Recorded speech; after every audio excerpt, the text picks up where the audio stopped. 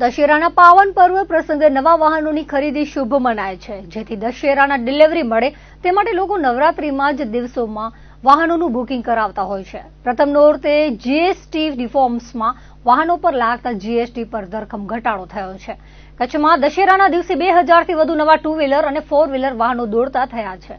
સવારથી જ ભુજ, ગાંધીધામ સહિતના શહેરોમાં આવેલા વાહનોના શોરૂમ પર મેળાસમો માહોલ જોવા મળ્યો હતો. આરટીઓના નવા નિયમ અનુસાર હવે વાહનોનું રજીસ્ટ્રેશન થયા બાદ નંબર પ્લેટ લાગ્યા બાદ જ વાહનોની ડિલિવરી અપાય છે. લોકોએ વિજયાદશમીના વાહનની ડિલિવરી મળે તે માટે અગાઉથી જ બુકિંગ કરાવ્યું હતું. 2 વ્હીલર અને 4 વ્હીલર વાહનો ઉપરાંત નવા 4 વ્હીલર વાહનના વેચાણમાં તેજી જોવા મળી હતી.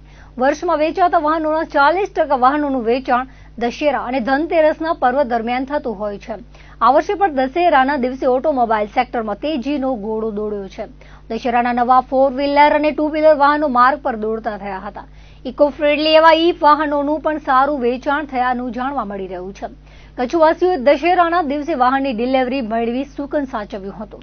નવરાત્રીનો પર્વ એટલે આપણા કચ્છીઓ માટે, ગુજરાતીઓ માટે એક નવી વસ્તુ ખરીદવાના શુભ શકન તરીકે ઉજવાતો હોય છે. ત્યારે પહેલી નવરાત્રીથી કરીને દશેરા સુધી ખૂબ સારી બુકિંગ રહેતી હોય છે.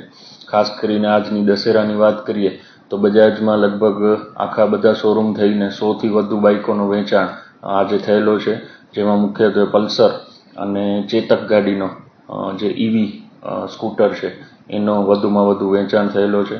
અને વાત કરીએ હોન્ડા કારની તો એમાં અમેઝ સૌથી વધુ આજના દિવસમાં વેચાણ થયેલું.